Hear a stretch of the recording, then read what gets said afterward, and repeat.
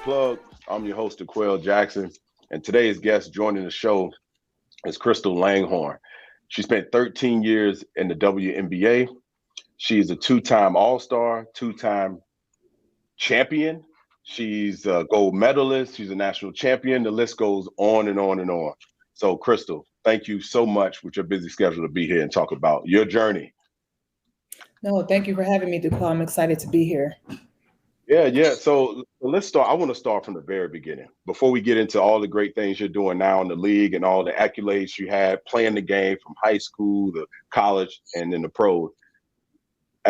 First of all, when was basketball introduced to you and at what age? Let's start there. I started playing basketball later than most people. So Is that right? Yeah, I didn't start playing until junior high. I was in 8th grade. So I was like 13 at the time. Hold on. Wait. You started playing when you were like 13? In my mind, I thought someone like you that was so talented started playing when they were like 4 or 5 years old. Okay. Go ahead. I didn't mean to cut you off. No, you did. So I played like softball in junior high, and then I was tall, and my brothers played basketball in high school and everything. My one brother was playing in college. So I was like, let me try out basketball, see what it's about. And then I like fell in love with it. And it just, I just kind of had a knack. I mean, I was way behind, of course, like I didn't even know how to form my body to do a layup. I was like, I don't know how to do. Yeah, I was like, wow. Yeah. So I had like a lot of repetition to get where I am today. Wow. That's amazing because when I started playing the game, I started playing when I was 7 years old up until age of 33. That was like that having that experience, my football IQ just kind of it kind of balanced things out once I played with guys that were much taller, faster, strong, and all those things. But you started at a very late age. So that's considered right. So that's considered late nowadays, right? Extremely late. I mean, kids are playing when they're 5. Like you said, I mean, sometimes even before that, people are putting a ball in their hands when they're 4, things like that. So I gotta. So how did you make that huge? So you're in middle school when you started playing? Is that what you said? Middle school? Yeah. So was there like, obviously you were tall for your age, but like you can be tall and have no skills. Like what type of time did you put in, and who were some of those people that helped you develop into ultimately getting to Maryland, I would say? Yeah, I would say like my AAU coaches, I played for the Borough Blitz, I played for the Philly Bells. It was like a lot of skill work. So when I first started playing, like I was tall, like I said, I just kind of had a knack for rebounding. I could finish, but like my footwork and everything, I just had a lot to work on, my shooting form, things like that. So it was just like my AAU coaches. I remember my high school coach's dad, Guy Fowler, his father, may he rest in peace, but he worked with me a lot on like hook shots, moves, things like that. And then when I was playing with the Bells, it was just a lot of like repetition of like footwork, getting around people, things like that. And I just, and I was always in the gym too. That was another thing. I was always in the gym. So I just kind of developed. Yo, that's blowing my mind. I had a bunch of these questions about when you were like 4 or 5 and all. And now you just blew my mind with that. I did not know. There's been a handful of guys I've played with in the league to have long careers that started like high school and junior high. That to me was always late, but clearly, I mean, I guess I see I guess I kind of see it now, how you used to dominate the paint in college. Like to me, you played like bully ball. No one could bang with you in that paint. And rebounding, whether it was scoring, no one could. You were in the league of your own. So coming out of high school, obviously, you start playing in middle school and you keep developing At what moment did you realize like, oh shit, like I'm actually pretty good at this? This is not just a hobby. I can like go on to play collegiate basketball. I would say, I guess when they were able to send letters, because I was getting like so many letters, and it was just kind of like, even when I went to my other AAU team, they kind of like, pulled me in. Did you believe it? Did you believe it at that point? Because I remember just going back when you get your first letter, I was like, is this real? Like, you don't know. You never been through it. Yeah, I would say at first you're like, am I this good? And then once people are like sending you letters, you're going to like the All-American camps, like all these top camps want you, like the AAU team, they kind of pulled me from my other AAU team. Like you have to play on this team. It's the best team in the area. Like once I started seeing things like that, I was like, okay, I'm like, good. You're pretty good. Right. Were you the best in your state when you were coming out? Were you one of those people like top in there? Yeah, I was. Were you like mid-level? No, I was one of the top in Jersey. We had some talented players though. We had some other guards who went to Rutgers and things like that. But I was New Jersey Player of the Year, so I was probably considered the top player coming out of high school. That just yeah. So obviously you have a ton of options to go play Maryland. Go play at Maryland and other colleges. Like why Maryland? How the heck did Brenda? Oh no, you know what? Before you answer that question, let me go back. Something else just popped in my head. So when you were going through you're getting all these offers and you realize that you can play. Like who are some of those athletes or WNBA players that you kind of modeled your game around, or that you kind of because in my mind I thought you had started very early playing the game. So in my mind, because the WNBA is only 26 years old, and I'm not trying to date you or anything like that, but at some point there was no imagery, there was no reference to say, hey, I want to be like her and I'm going to continue to working as hard as I did. So were there anyone like that you can remember during those times, like, okay, she's there, I can do it? Yeah, I would say like, I always tell people like I didn't have like a huge basketball role model that I was looking towards just because of those reasons. But like when I really got into basketball and I was playing in college and things like that, I would say Lisa Leslie. She was a post player, very good. She was just kind of the prototype. So I kind of looked at her. But for the most part, I didn't have like growing up this idol that I was just trying to kind of be my best self. That's crazy. That's I mean, it's not crazy, but it is, because I keep referencing what you're saying as opposed to my experience. From the moment I was introduced to football, I knew exactly who I wanted to be. I want to be like him. There was all these different examples of me playing the game and seeing someone actually doing it. So that's how my family used to motivate me. You want to be like Derrick Brooks. You want to be like Ray Lewis. This is what you have to do. So it was very easy in that sense. But okay, so now let's catch back up to, so now you're in high school where you're getting all these letters and you're trying to decide on where to go. You're the player of the year in your state. And I think I'm just a year ahead of you, year behind. Wait, something like that. Yeah, I was there in 2003. Got there in 2003. But anyway, okay. I didn't know before you guys showed up to Maryland, like Maryland basketball was it was an afterthought. I hate to say, like no one really gave it any legs, any credibility. Now all of a sudden you show up. Who else was there? Man, there was so many gals. My mind is slipping me right now. But how did you make that decision on choosing Maryland out of all the options that you had coming out? Yeah, so a lot of people told me I was making a mistake going to Maryland. So like you said, Maryland they were going through a rough patch. They just hired Brenda Freeze to kind of rejuvenate the program.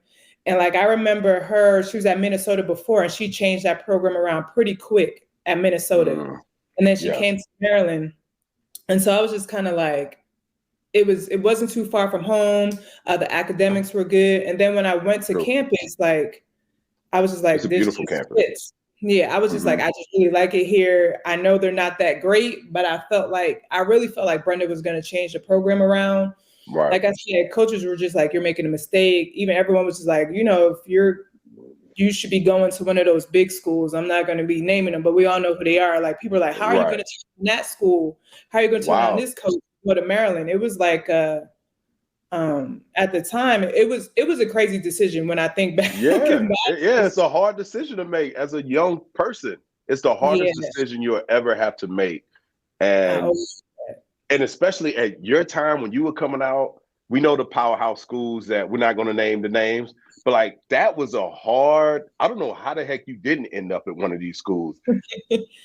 So Brenda must have really had a great just energy about her, selling point. And I'm sure, once you decided to come on, then everyone else kind of started. So do you remember any of that? How, was there anyone else that you recognized as a player? Was like, oh, she's there, so I have to give this a second chance, second look at. Yeah, I remember me and Laura Harper, we were the same year, and we had both decided to go. So we were two big recruits that we were supposed to go to another school. We went there. And then Shay Duran was there already. Okay, yeah. And then, so once we went there, I remember Marissa was just like, oh, and Marissa Coleman was a Maryland girl. So she was like, oh, they're going to be good. So Marissa came. Right. Oliver came, like, okay, we got some post players. Yeah. And it was just like the perfect storm of us all being like, this school works. And, it's really wild to like look back and see how we changed the program around. Oh. Yeah, it just to be a part of that, man. Just anytime. I know this past year, the both of us, we were inducted to Maryland's Hall of Fame. So congrats again on that. And it was good to kind of relive some of those old moments and just see just how each player impacted their own individual sports and the people around them. So that was cool. Congrats again to that. So for those who don't know, who lived under the rock for the last umpteen amount of years, you guys obviously won a national championship. And like you said, you guys really changed the landscape of what Maryland basketball was all about. The football team wasn't playing all that well, but like you guys were like the staple. And I still followed a ton of you guys once you left Maryland and played in the WNBA. So obviously you end up being a 6th overall pick in your backyard, pretty much being at Maryland. What was that transition like for you?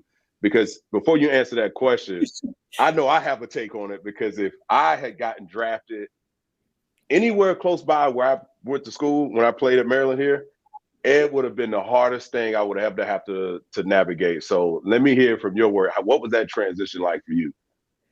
I would say off the court, it was fine. Like it wasn't bad with me being in the area. Like I went out a lot. Don't get me wrong. But that adjustment was fine. Like it was nice still being in the area. My friends were here. Right.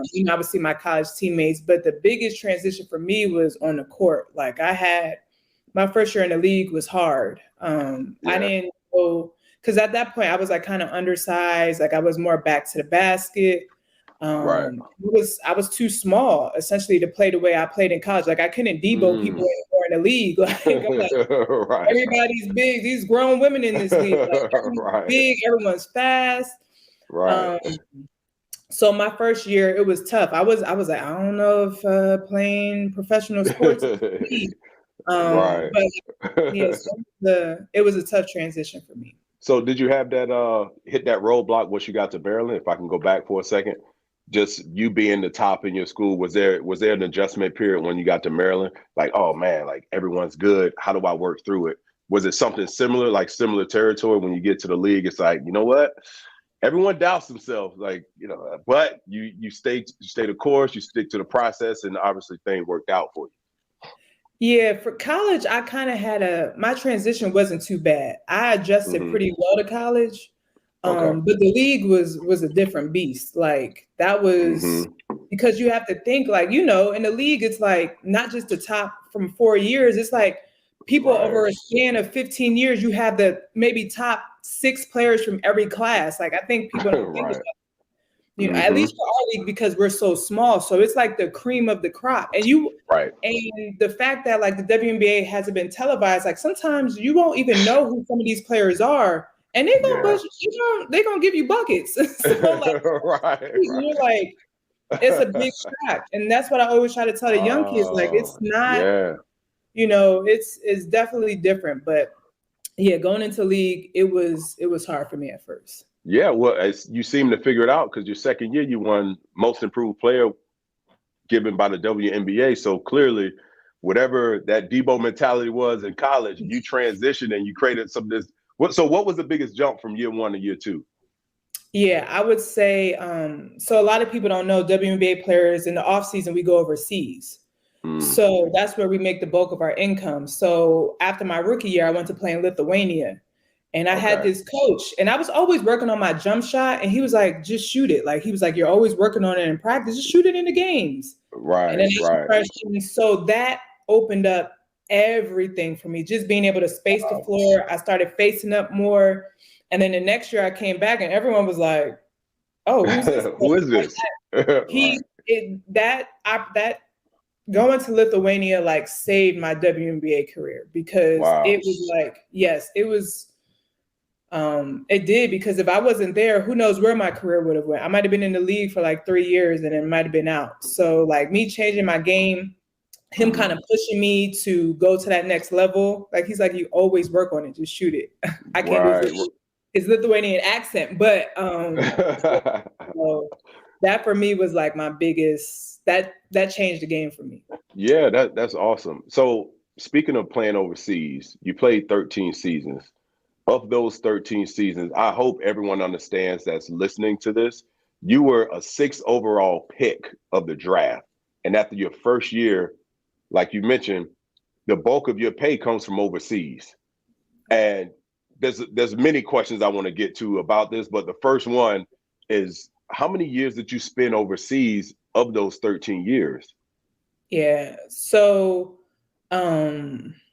I would probably say, because some years I was just there for like half the year, but for the most part, like I was half overseas. year.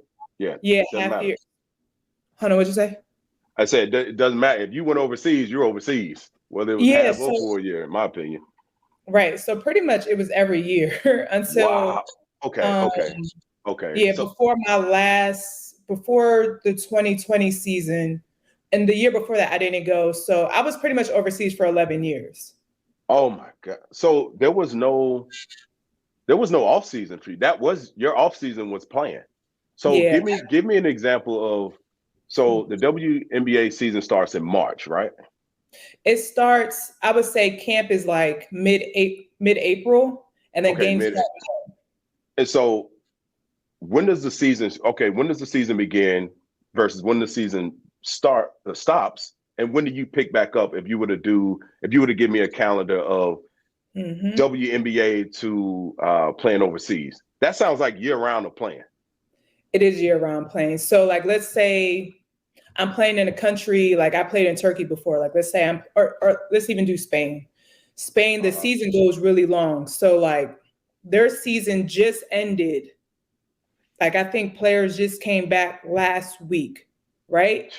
So yeah, it's wild. So like we have players coming in late to the season, like they've missed like 2 or 3 games because they were playing overseas, and then they come into the WNBA season. I mean, you're already beat down. I mean, that's something the league's trying to change as well. So like I can go into that a little bit later about how we're changing that as well. But I want to, let's talk about it, because to me that doesn't make any, for you guys are just as talented as, you're the best.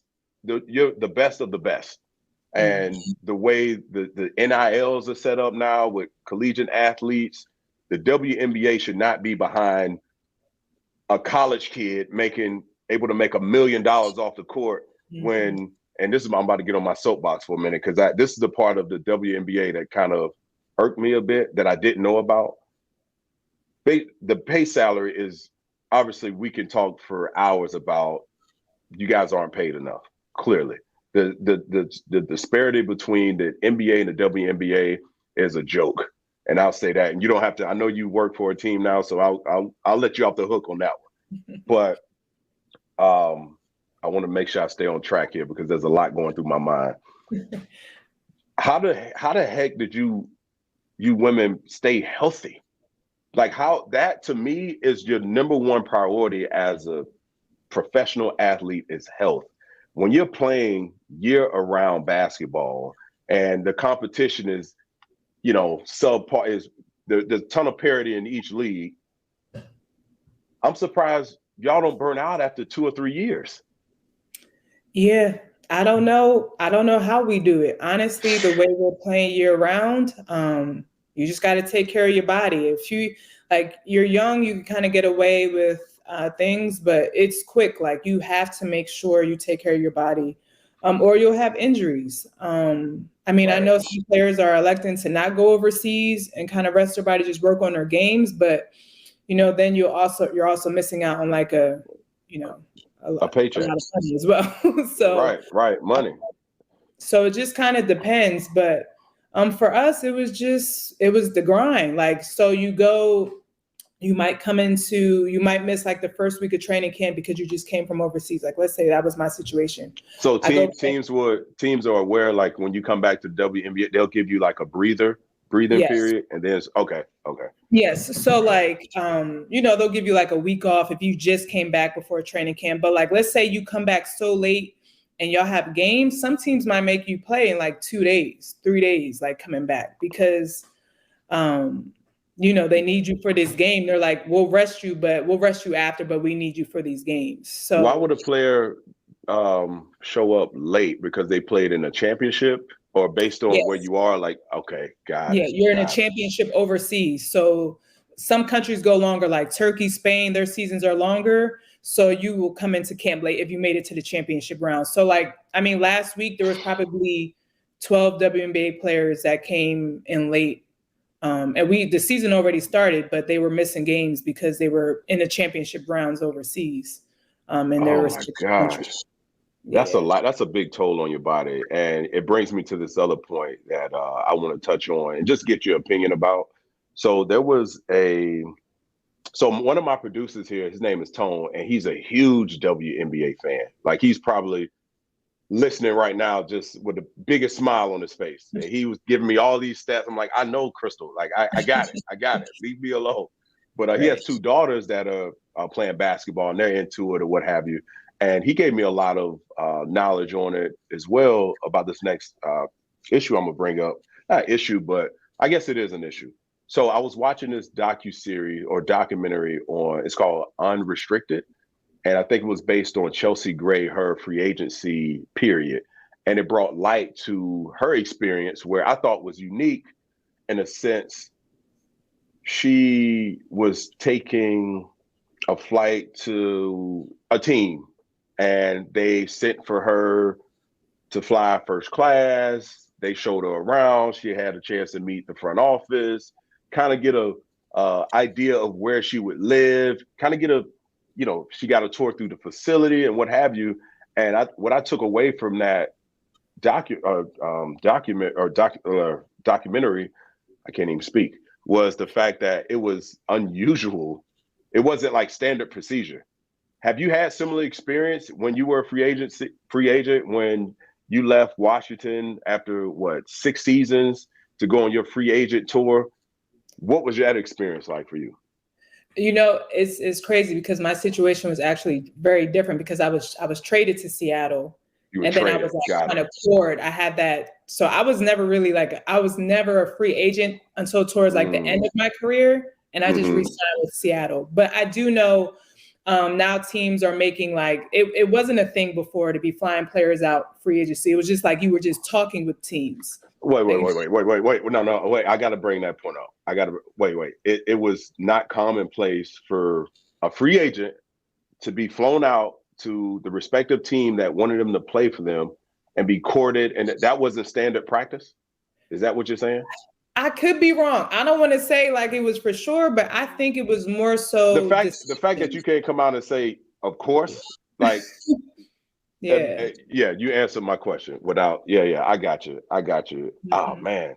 So I don't know if you know this or not, but in the NFL, there was teams will fly you out. If you're a free agent, every team, it's like expected. It's like standard procedure for a team to fly you out.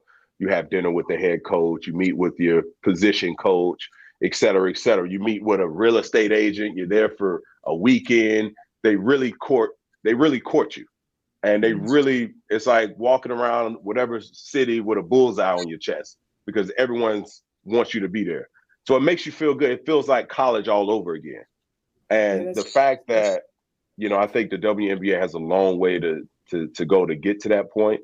I just found it was disturbing for me. And I will say I'll give the league a pass somewhat because players are usually overseas playing. So we are usually, when you're doing a free agent, you're probably in Europe somewhere. Like, so That's true. That's um, true. That's true. yeah, but I That's know I've very heard true. teams are doing it now, but yeah, before it was just kind of like you just kind of talk through the teams. And before, honestly, with the league, the way it was set up, our old CBA was, now we have a lot of player movement. But like, let's say, well, since we're talking Chelsea Gray, like in the old CBA, she probably would have just been like, had the franchise tag, because our salaries were like all very similar. It was very, player movement wasn't where it is now. Like she Got probably it. just would have re-signed with LA or something like that, unless Got she it. was truly, truly unhappy. But now with the new CBA, how there's much more variations in the salaries, now you have greater player movement. But in the Right. past, it wasn't. Like stars pretty much stayed with their teams for the most part. Yeah, Oh, well, I'm glad to hear you say like the league is making some sort of an effort to change to improve the game. And speaking of that, I read something earlier this year about there was like a $75 million grant towards expanding the game globally and expanding the reach for everyone to capitalize. So that's great. So let's go back. I still want to stay in this basketball place for a little bit. So you were with the Washington Mystics for 6 seasons. Is that right? 6 seasons. Yep. Six seasons. You get traded. What was that like? Because listen, you played on a rookie deal. You had just signed a new extension, and maybe like a year or two later, you're being traded off. Do you remember the feeling? Was it a mutual trade? Like, what does that look like from your standpoint? No, it was difficult. I found out, I got a text. I was watching a draft and I got a text from the GM. Yeah, like I had tweeted out to some of the Mystics drafted, like, oh, like welcome to the team, blah blah blah. Then I got and then I being traded. So I kind of knew somewhat. We had a new coach, and I could kind of tell like that year. I was just like, this doesn't feel right. So I didn't think I was going to be traded, so I was shocked. I kind of had PTSD watching the draft. Like I always felt uncomfortable watching the draft because I was just like, right. Someone might just call me and be like, you're being, moved. So my first year in Seattle, it was hard. It was, I was traded. I wasn't new city, new everything. Yeah, I'm in a whole new place. I'm across the country in Seattle. It was honestly, other than my rookie year, it was my most difficult year in the league. So you get there and you guys obviously, I think, so you guys have a star-studded. Sue Bird was there at the time? Sue Bird it was weird because Sue Bird was still there, but Lauren Jackson, like the main star, she was out. Jackson. And then I remember they were just like making it seem like I was going to be her. I'm like, I'm not Lauren Jackson. Yeah, I was going to bring that up. I'm like, what was that like? You got to, all the articles I read were talking about you stepping in for a Hall of Famer. Like that's a whole added pressure on top of being traded. You don't know the city you're in all that well. You're trying to get acclimated to new teammates, and that's a lot of pressure. Like, how did you deal with all of that from a mental standpoint? It was hard just because, I don't know if Lauren Jackson, I don't think a lot of people have seen her play, but she was one of the arguably one of the best player to ever play in the WNBA. So I'm like, I'm not her. So Wow. I'm decent. I was awesome, but I'm not her. Like, and it was just kind of it was tough. Like I said, that year was hard. Like I was just trying to push through, kind of do my best. But it was definitely an adjustment, just a whole new system. And like, it was like I got traded. So we had strong personalities on that team, and I had just been traded. So I didn't really want to get into it. It was just like a weird vibe. It was like I was kind of rookie all over again because I was learning the system, but I wasn't young. Like it was just It was like a lot going on that I just didn't enjoy that year at all. Oh man, that brings up some old memories, man. Like I just remember that. That's a huge. Every day is different. Every day you don't know what to expect. When I got released from Cleveland, hell, I think it was 2014 season, and when I finally decided I was going to Indianapolis, and just walking in the building, you're right. It's like you're you're a veteran at that point, but like it's like you're a rookie all over again because you have to learn the system and you have to spend more time with the coach, and people are looking at you like you're going to be asking you questions and you need to know them, and so you have this added pressure of one, you want to prove that the team that traded you or released you made a mistake, and then all this new added pressure. It's a lot. It's a lot, and you were young. I mean, everyone's young in the WNBA, so you're young dealing with all of this. Did you have, with all the transition and everything? Let me ask you this: was the WNBA equipped with like what I would say? So now the NFL has this person that's like a therapist to help with your emotional distress. Was there any of that from the team will provide, or nothing in that? Okay. No, we didn't have anything like that. Maybe if you asked, but that wasn't some. I know some teams do have team psychologists, but not all WNBA teams do.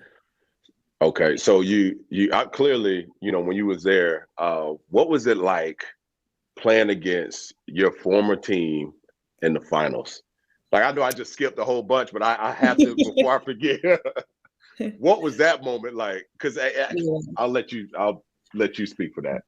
No, it was great. I mean, honestly, of course, I wanted to win. Like, of course, we wanted to beat them. My role was different on that championship team. I came off the bench, things like that. But I felt like I kind of have found my place with the team. Like it felt like I felt good in Seattle at that point. But I definitely wanted to beat DC. Like that's that's your competitive juices. Right. So how long did that transition take for you to get comfortable now that you speak on it in Seattle? Because you said the first year was rough, but when did things start to like settle down for you? Like, okay, this is my role. I kind of have a good feel. I can deal with the big personalities and all that. How did that look for you? Well, we didn't have the stronger personalities after that first year. And I'm not saying that to any, like our team was just it was different. Like so our team changed a lot. We were in a rebuild after that. So what was it, 2015, we're rebuilding. 2016, it's still like, And then 2017, I was just kind of like, I guess I stopped being worried about like what the coach thought. I was just kind of like, Crystal, just play your game. Like, what are you doing? Just go out there and play. Stop being worried about those things. So I feel like 2017, I felt good. And then 2018, it was still, it was still an adjustment. Don't get me wrong, because like I played well 2017. I was playing well. 2018, we just had a post player who fit better in the system than I did. Like it's what it is. Like I feel like I'm a pretty realistic person, and it was hard, like going to the bench and things changing. But like for a championship team, the bench matters too. So I kind of my mindset changed a lot, and it made me this sounds corny, but it really made me a better person, because it's easy when you're like, you're the man, you play all. It's when you're on the bench, you have a totally different view of, the way things are, how people are affected throughout the game. Like you just pay attention to a lot more. That makes sense. Yeah, so like 17, 18, I was like, okay, I feel good. And even though I wasn't starting, like I still felt a part of the team. You know what I'm saying? Oh, like no doubt. No doubt. You contribute. I mean, listen, if you were going to be on my bench, that's one hell of a starting five in front of you. You know what I mean? So I have to apologize because I skipped over. I just looked at some of my notes. I skipped over the fact that we didn't talk about that All Star. I want to go back for 1 second. Your two All Star appearances, 2011, 2013. What was the difference between those 2 years? In your game, because I know you had talked about, going overseas the first year, you started having confidence in, first of all, you started attempting the shots, and then the confidence comes in, and 2011, 2013, you make the All-Star. What was that like for you as a player, for all the things you had dealt with? You're in your home city, or not home city, but you're playing for your neighboring WNBA team. Like, what was that like for you? I got to talk about that. I realized I skipped over. I'm like, no, we got to talk about it. Yeah, no. It was it meant a lot because like I said, I didn't even know if I was gonna make it in the league.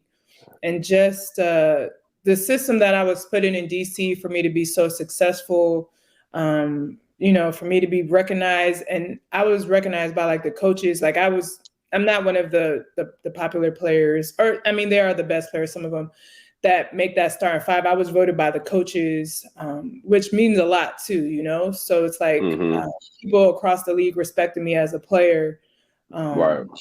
and it just meant a lot. I mean, our league. I always tell people, and this is no disrespect to NBA, NFL, but this is just numbers. Like our league is the most difficult league to make. Like we only have 140 spots. Like right, and right it's now, only 12 teams, right? Yes. So like to be an All Star, it meant a lot. That's dope. So you get a trophy. What kind of trophy do you get for that? I got a plaque. It's like plaque? That's we dope, do like glass plaques, and That's I got dope. No, it was definitely a cool experience. Yeah, that's dope. For you make the Pro Bowl in the league, you get just small things like a watch and little thing, but not like a plaque, something you can hang like, oh, you know what? I get the helmet. I got the helmet. That's all I got. Oh, that's nice. Yeah, and a watch is nice too. Like, but it's one of those watches you'll never wear. It's like okay. It'll stay tucked away. So I'm glad I touched on that. So back to Seattle. So now you've definitely found your groove. And it's interesting you bring up your perspective from a player standpoint and I want to highlight this. It's very difficult, and I give you a lot of credit when you've been the person, the reason, and on a team, and now you're taking a different role coming off a bench and watching your team have a success and dealing with, man, I can still play this game at a high clip. And knowing that you're sacrificing for the team, like I know you glossed over it, but that takes I don't know if I could have done that. That was one of the reasons when I decided to retire, I didn't know if I could deal with. And I knew myself like, man, can I deal with not being the starter and doing blah, blah, blah, blah, blah, blah. I made the decision for myself. I'm like, I don't know if I can deal with it. And not for obviously a lot of other external factors played a part in it. But during that time, was that a decision that you made alone, or did you have other people to confide, like, hey, listen, this is a really good team. If I'm going to take a back seat and take a different role and different approach and different perspective, then this is the team to do it for? I would say I took it alone. Yeah, people like, you can go somewhere and play. You can, blah, blah, blah. Right. And I'm just like, to me, and I say this like, even after we won in 2018 and I was a free agent and I could have went like other places, I was just kind of like, we have a great team in Seattle. Like, yeah, I'm coming towards the end of my career. Like, this is a good situation. Come off the bench and contribute, because I could go to another team and possibly start, maybe come off the bench, but like the team, who knows what I'm getting into? Like the team might be terrible. Like it might be drama. Like I'm just like, this is a good situation. You're still getting to play the game you love. So I kind of went that route. I know a lot of people wouldn't, but I just felt like man, that's a testament to your character, man. That is dope. That a lot of people can't do that, Crystal. I'm telling you. And I'll be the first one to admit. I'm telling you, because sometimes you are like, I remember I went to speak to the Maryland girls a few years ago, and I'm like, Brenda brought me, and I'm like, college wasn't hard for me. Like I was always playing. Like it's the person who doesn't get in the game. Like that's when it's hard. Like, and I felt like at that point I could speak to the team about things because I knew what everybody felt.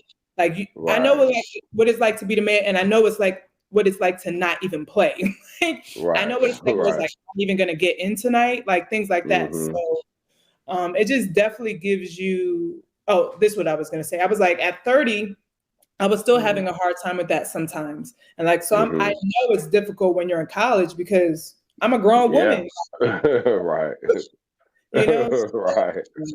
It was challenging at times, but I really just try to, I guess, be practical, try to take my emotions out of it and really like see what made sense. Right. And That's a big thing that you did. Big thing. I want to be the one to highlight that. Thank So you. along your journey, did you deal with any like big injuries or anything? Any major setbacks? Yeah, so I was extremely fortunate. I didn't have surgery until it was after the 2019 season. I had a Mhm. meniscus tear that I didn't know about. So I had Oof. a meniscus repair before the bubble, the 2020 season. So that was like my only surgery, which is kind of crazy. So I had Yeah. like little things like maybe my back, ankle Hmm. stuff, but I stayed pretty healthy throughout my whole career. Blessings. My goodness. I got scars everywhere. But speaking of the bubble, now I've read some things from other people that was dealt with their own bubble situations. Like, what was that experience like to not have fans in the middle of COVID? And I have mixed feelings about it, Chris. I'm like, wait a minute. The rest of the world is don't know what's going on, but yet you want to see like sports is not important right now. I'm sure that was not an easy decision from the collective bargaining agreement from your union and everyone else to say, hey, this is what we're going to do. What was that experience like for you? Yeah. So, I mean, we were having so many talks before the season, just like, are we going to have a season? Hmm. What's it going to look like? And then, I was actually I can't think of it. I was one of the player representatives for our union. So I was on Got like a it. lot of Got it. calls and, everything that was going on with the social injustice. We were like, we're going to play for something bigger than ourselves. We can True. have this platform, this space. We can play basketball and bring light to what's going on. So that was really the messaging that we had as a league of Yeah. us playing this year, even though the bubble, I look back, I'm like, that was crazy. Like, Yo, so I yeah. spent some time in Bradenton at IMG Academy years ago, probably 12, 11, 10 years ago. And at the time, it was a pretty big campus, but there's nothing close to that campus other than, I mean, it's just far. If you've never experienced the country, like it's literally planted in the middle of the country and it's not your metropolitan area. It's where I grew up maybe 2 hours north of Bradenton, and so I spent 2 years there just perfecting my craft. It's a great place, but to be in the bubble psychologically. So what was the schedule like? You would wake up, training table, practice, and then back in your dorms. Like I'm sure you couldn't leave, and you had to have these checkpoints and all. Like, what in the heck was all of that? Where do I start? I'm trying to think where I'm gonna start. Like, It just sounds so exhausting when you think about it. It's like, oh, yeah, we were there for oh three my, months. So three, they oh, so they shortened the season. So I think it was like 20 something games instead of 34. But we go down to Bradenton. We can't leave. The only can you time bring family with you? Can you bring like a significant other with you, or? you could bring a significant other. Um, some people brought their children. It Yeah, was it was it wasn't it was expensive to bring your significant other it because sounds you had like a to, logistics nightmare. That's what it yeah, sounds you like. had to pay for testing for your significant other, which got really pricey because they had to be tested every day. It wasn't, yeah, it was just when I look back, I'm like, this situation was wild. I didn't bring a significant other, which was also difficult you're just there for 3 months. But we couldn't leave the campus unless we went to our game.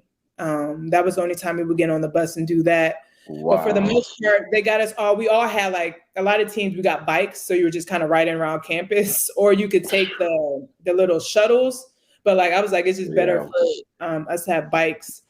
Um, it was just you were just that's there. Like you couldn't get growth, like things like even during the pandemic, you could still go to the supermarket. We had the right. Instacart if you wanted to get groceries. I Wow. was actually fortunate in the bubble compared to a lot of other people, and I'll tell you why. Because I was actually one of the older people in the league. So you had the option to live in a hotel for 3 months where you didn't have a kitchen or anything, and you're just eating at like the training table essentially, or you could have like an apartment, but there were only 4 1-bedroom apartments, like studios. So those went to the oldest people in the league. Luckily, Sue Bird and Diana decided to stay at the hotel, so I got a studio myself.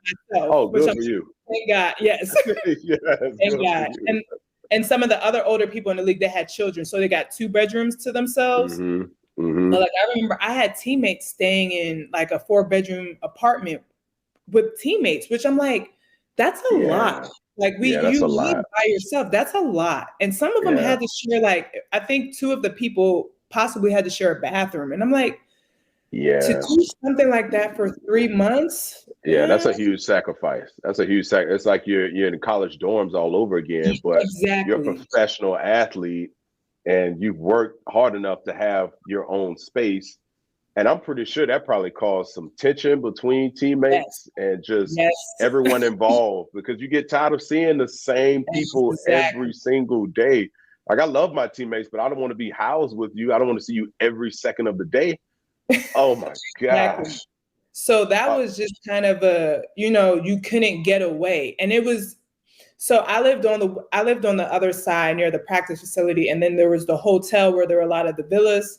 And then even the referees, the coaches, so you would see like coaches, referees from different teams. It was just a lot if you didn't want to see people all the time. Like, right. And then it sounds like, go ahead. I'm sorry. No, imagine seeing like a referee. Like, you don't want to see the referee all the time. You don't want to see like like your head coach. Like, it's just right.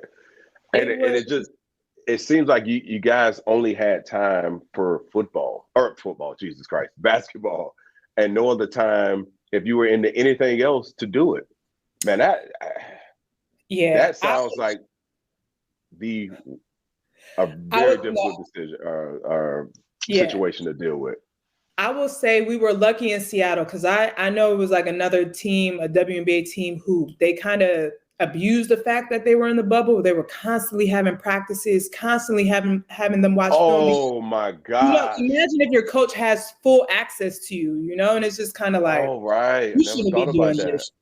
Yeah, so like I remember a team, they were like, weren't getting off days that much. They were always doing stuff. And I'm like, but luckily with Seattle, I will say this, like, I mean, obviously we were good because we won that year too, but we had, it was a pool at the hotel, and that was like the spot to kick it, because that's all right. I would say we were always at the pool. Like our team, I remember Connecticut's team was always there, but I mean, it wasn't that much for us to do. It was a grind. It was a grind. Yeah, I'm sure you'll never want to repeat that situation ever again. But what are some of the good things that came out of it? Were you able to, like, because I know when you play a professional sport, everyone's on different, times or what have you, but were you able to have some friendships on, opposing teams that you normally wouldn't have because you're spending so much time together? Actually, no, I didn't get any new friendships. I just hung out with the people I knew, and just I might say hey to other people. Right. You probably had to. It wasn't a lot of, oh my God, that sounds a lot. And I respect it though. Oh my goodness. I will say, because we were in a bubble, we were able to collaborate with other teams on social justice issues. So like we were able to meet about things like that, like Breonna Taylor with her family, like say all those things. We were able to collab so easily because it was just like we're all there. Right. So the bubble made it easier than it would have been if we weren't together. I would say that. Okay. What was it during those talks? I'm sure that wasn't a difficult situation to kind of navigate through in terms of, figuring out what the players wanted to do to promote and bring awareness to Breonna Taylor and unarmed Black and brown people. And then, and to just deal with the league to say, okay, this is what we want to do. Like, I'm sure that was there, without, you don't have to name names, but were there a handful of players that kind of spearheaded and kind of led the talks in that regard?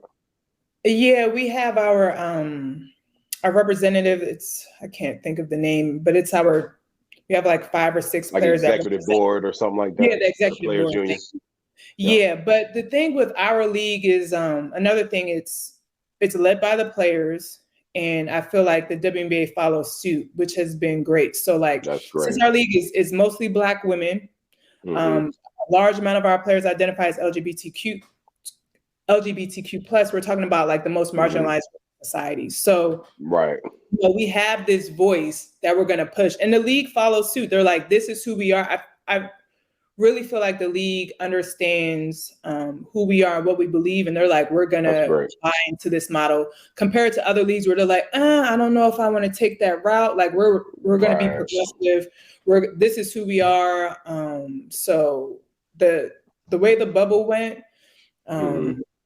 I would say that was the best part that came out of it. Just the work we were able to do. That's great. So that leads me to this next point. Because of that, and now that you guys won the championship in the bubble, or am I making that up? Yes. Yes. No, you guys won. Yes, you guys won the championship, and so at that moment, did you know you were going to retire? That was pretty much it for you going into. Yeah, I was just like, I'm not really playing. I'm just like, I'm not really sure what's going on. And then, I spoke to our team, and it was just kind of like, it's time to wrap it up. And I'm like, because what was I going to be doing next year? Was it difficult? Was it difficult to make the decision? I mean, obviously you say you weren't as happy with your situation, but it's easier once you say, okay, I'm done.